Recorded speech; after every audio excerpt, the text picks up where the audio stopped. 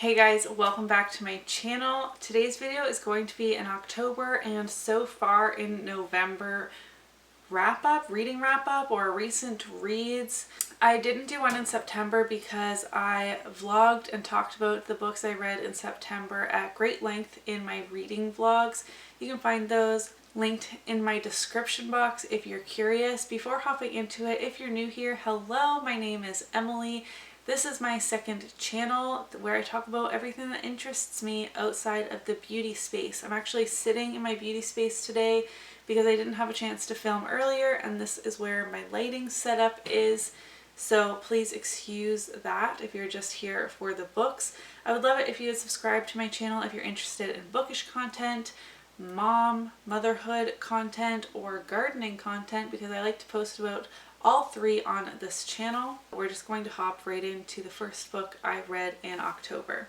That was The Perfect Mother by Amy Malloy. Before hopping too much into this, let me know if you like stats at the beginning of recent reads type videos, like the age range, star rating, genre, that sort of thing, because I can totally do that.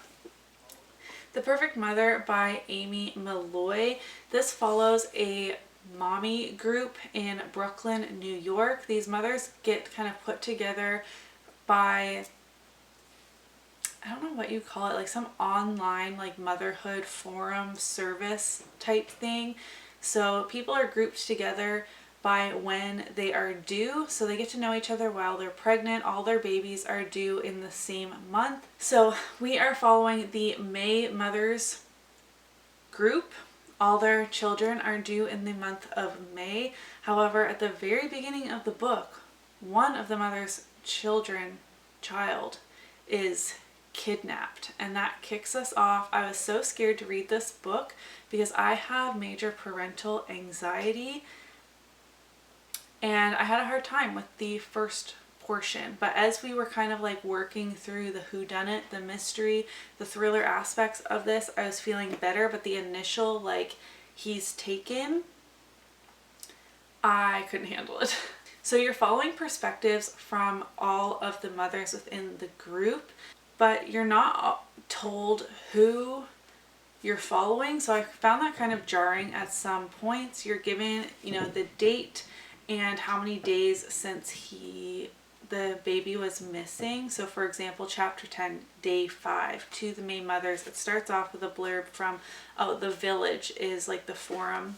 The way this is written is so disorienting, definitely anxiety inducing. As I mentioned, there is a wicked twist in this that I did not see coming. I like that each of the May mothers had very distinct personalities, and goals. Like they're very fleshed out characters, which I appreciated, though they all had this main thing in common, being that they all became first-time moms at the same time. There is great mental health rep in this book, in my opinion, for multiple illnesses or disorders, so look those up if you think that would be triggering to you in any way, and definite trigger warnings for sexual assault and gross like power imbalance relationships. Think therapist and patient, boss and employee, those kinds of things grossed me right out, and I think can be triggering for some people. And I also don't recommend this if you do have parental anxiety or think you might. So if you are currently pregnant or have a brand new baby, probably not the best book to read. I gave this book 4 stars, and I think it would be even better upon reread and less disorienting, because the author does a really good job at misleading you. Next, I read via audio The Vanishing Star by Maureen Johnson. This is the second book in the Truly Devious YA mystery series. So I obviously can't talk about really what happened, as this is a sequel, but in Truly Devious, you have dual timelines. It's set in a remote boarding school for like special students, and you're following a mystery of what happened in the 1900s. I forget the year, like 1920 or 1902, something like that. and there is a murder and a mystery that occurs, but then there's also a murder and a mystery that happens in present day, and you're following Stevie, who is very interested in true crime, and she has anxiety, and the anxiety rep is done very well in this series. The audiobooks were great as well. I gave The Vanishing Star 4 stars. They just don't have that 5-star feeling. I feel like it's very rare for me nowadays to give a YA book a 5-star, but it was very good. I enjoyed my time listening to it a lot, but I feel like not a lot happened in the almost 400 pages of this second book. So take that for what you will. Another book I read via audio in October was Lair of Dreams by Libba Bray, the second book in the Diviners series. This is another YA series, but this is like spooky paranormal. October was the perfect time to read this book. Again, I can't jump into what this is about without spoiling something about the first one, but in the Diviners, it's set in the 1920s flapper era, and diviners are people with special abilities, and there's like a paranormal, behind the veil kind of bad guy, if you will, that they are working to save the world from, kind of. I gave Lair of Dreams 3.5 stars. It was super repetitive in the middle. This book is over 600 pages, and I really feel like it dragged there for a while. Like the same things just kept happening. And while I was like perfectly content listening to it, after it ended, I was just like, wow, that was way longer than it needed to be. It was repetitive. I'm looking at my Goodreads review now. It's repetitive and predictable, but the ending was amazing, and the audiobooks for the series are incredible. So I would definitely recommend going that route. Next, I read Plain Bad Heroines by Emily M. Danforth. This was for the Booked Since the 90s book club from Steph's Bookish World. This was their like August pick or something. I didn't finish it until the very first 2 days of November, I think. I was trying to finish it in October but didn't get to it, and then just watched their live show like on the replay. I gave this book 3 stars. I feel like, especially after watching the live show discussion, like the book club discussion, I almost feel like this book was either too smart for me or the author was trying to do too much with it. Like, how do I want to say this? The book was trying to make you think too much, but it's not in a like philosophical or like smart way, but like trying to trick you. I don't know. I loved the heroines in this book. I didn't even tell you what it's about. This is another boarding school type book. It's an old boarding school that is said to be haunted that gets shut down. It's a school for girls. It has amazing queer representation in this book. It's also dual timeline. You're following what happens, like the reasonings behind the school getting shut down, and then present day they're going to film a horror mockumentary at the Burkhantz School for Girls. Like they're using the actual school as their set and the story of what happened there, and very creepy things start happening. This is mild horror, soft horror, I think is how Steph described it. I love the spooky scenes and the vibe and the history involved in the story, and I actually saw a bunch of wasps in my house while reading this, which just set me off. Wasps are the main horror element involved in the story. It's how people, die, and there are creepy elements involving wasps throughout the story. I hated our narrator voice while reading it. As you're reading it, some chapters are narrated. I read this physically, but it would say like, "Dear reader," or "Reader, make sure you remember that name," or "Well, readers, let me tell you." And I just found it obnoxious. And the footnotes, I hated. It felt so disjointed.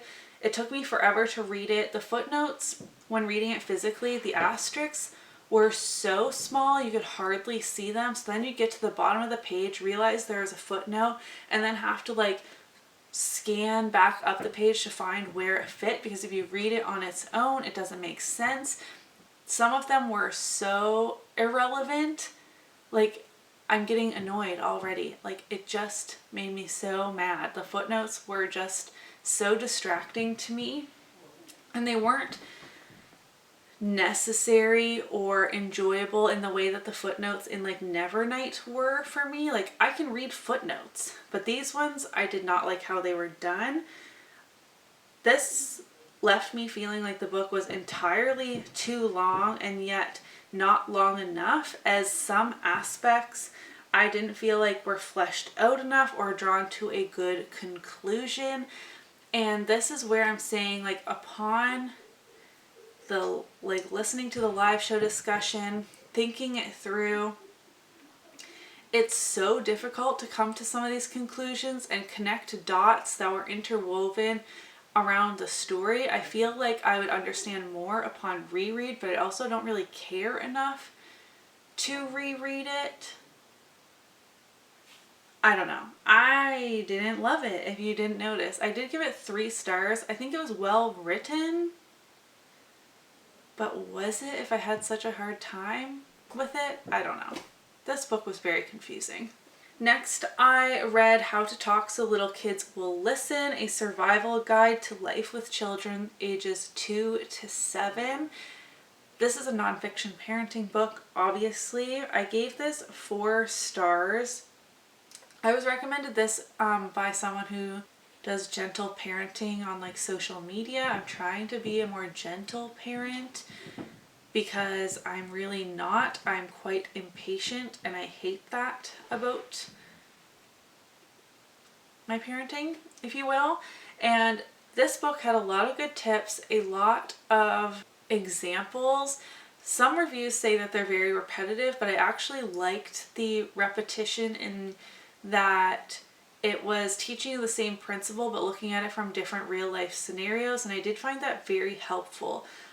I was set off on the wrong foot right from the beginning in like one of the author's introductions. It was kind of like, I don't want to put words in her mouth because it's like literally from the author, but it was something along the lines of, I didn't really know if I wanted to have kids, but my husband did.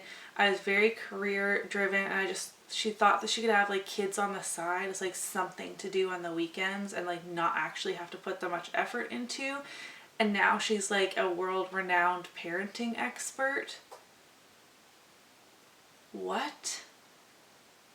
Like, that just set me off on the wrong foot already. Like, who has children as like something to do on the weekends? I don't understand that. I completely understand still wanting and having a career once you have children. Like, that's completely different, but to be so like flippant about birthing a human life, I just was annoyed right from the get-go. And then just like that attitude combined with like, and now I'm writing a parenting book, I was just like, ew.